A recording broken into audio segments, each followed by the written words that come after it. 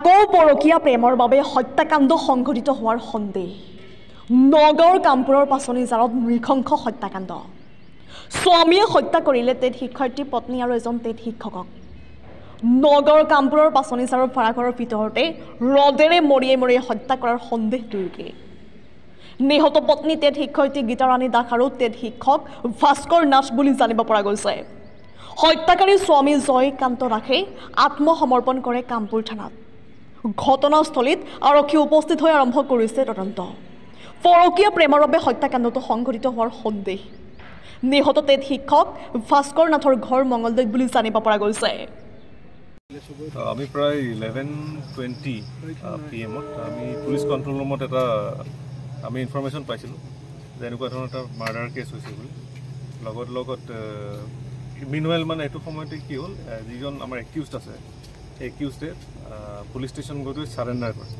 তেওঁ ক'লে যে তেওঁৰ নিজৰ ৱাইফ আৰু এজন ব্যক্তিক মাৰ্ডাৰ কৰি আহিছে গতিকে তাৰপিছতে আমাৰ পুলিচ টিম ইয়াত উপস্থিত হয় আমিও আহি ইয়াত পাওঁ লগতে আমাৰ ক্ৰাইম চিন অফিচাৰো আহি পায়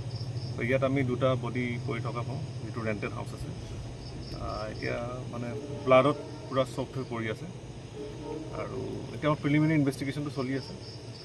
যিজন ব্যক্তি মৃত হৈছে তেখেতৰ নাম ভাস্কৰ নাথ বুলি আমি জানিব পাৰিছোঁ তেখেতৰ ঘৰ মংগলদৈত আৰু যিগৰাকী ব্যক্তি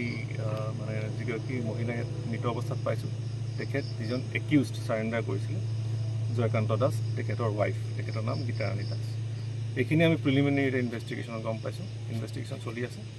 কিহৰ কাৰণে মাৰিছে কিবা গম পাইছে মটিভটো আমি এতিয়ালৈকে গম পোৱা নাই গতিকে এইটো আমাৰ ফাৰ্ডাৰ ইনভেষ্টিগেশ্যনত গম পোৱা যায় মানে জয়কান্ত দাসে ধৰিছে সেইটো আমাৰ তেখেতে যিটো আমাৰ আগত কৈছে সেইটোৰ ওপৰত ভিত্তি কৰি গম পোৱা গৈছে ঘটনাটো মানে গম পোৱা নাছিলা নেকি ঘটনাটো হতে আমি একো গম পোৱা নাই ভাত খাই ক'বলৈ লৈছোঁ তেতিয়া এওঁলোকৰ সৰু ল'ৰাটো আহি পেলাই মাতিছে আণ্টি বুলি তেতিয়া আমি দৰজাটো খুলি দিছোঁ তেতিয়া কৈছে যে আমাৰ মাক মাৰি পেলালে তাৰপিছত ল'ৰাটো আমাৰ ৰুমত সোমাই গৈছে সোমাই যাওঁতে কৈছে যে দেউতাই আহি পেলাই এনেকৈ মাক মাৰি পেলালে তাৰপিছত 108 ফোন কৰক মই 108 ফোন কৰিলোঁ তাৰপিছত 108 ফোন কৰাৰ পাছত আকৌ 108কে কৈছোঁ পুলিচ থানাৰ নাম্বাৰ নাছিলে মোৰ তাত 108কে কৈছোঁ যে কামপুৰ থানাক কণ্টেক্ট কৰক এনেকৈ শিৱ মন্দিৰৰ ওচৰত তাৰপাছতে তেওঁলোকে কণ্টেক্ট কৰালে আহিলে তাৰপিছত আৰু কাৰোবাক মাৰিছে নেকি অকল নে মানুহজনকে মাৰিছে নাই মাৰাটো আমি দেখাই নাই ল'ৰাটো যেতিয়া ভিতৰত সোমাইছে তেতিয়া ল'ৰাটোহে গৈছে তাৰপিছত ভিতৰত সোমাওঁতে মই ল'ৰাটো সোমাই লক কৰি দিলোঁ ভিতৰত তাৰপিছত এই মানুহজনে যিজন ল'ৰা মৰিছে হয় ল'ৰাজন ক'ত ঘৰ জানো নাজানো ইয়াত ভাড়া থাকে বুলি জানো নামটো জানো নেকি টিচাৰ বুলি জানো ভাস্কৰ বুলি জানো উপাধিটো লিখিছে ছাৰতে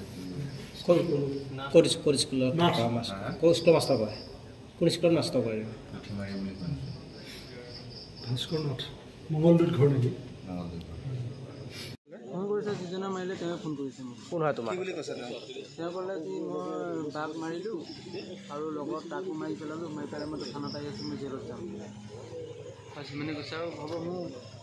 মোৰ যিজনে ফোন তেওঁ কি হয় ন যিজনে ফোন কৰিছিলে তেওঁ গিৰিয়েক হয় মোৰ ভিনি হয় মানে মোৰ বাৰ হয় ঠিক আছে মই হ'ব মই কমেণ্ট নিদিওঁ বেয়া নাপাব কি নাম বা নাম কি বাৰ নাম গীতাৰাণী দাস কমেণ্ট নিদিওঁ মই অকণ সুস্থ আছোঁ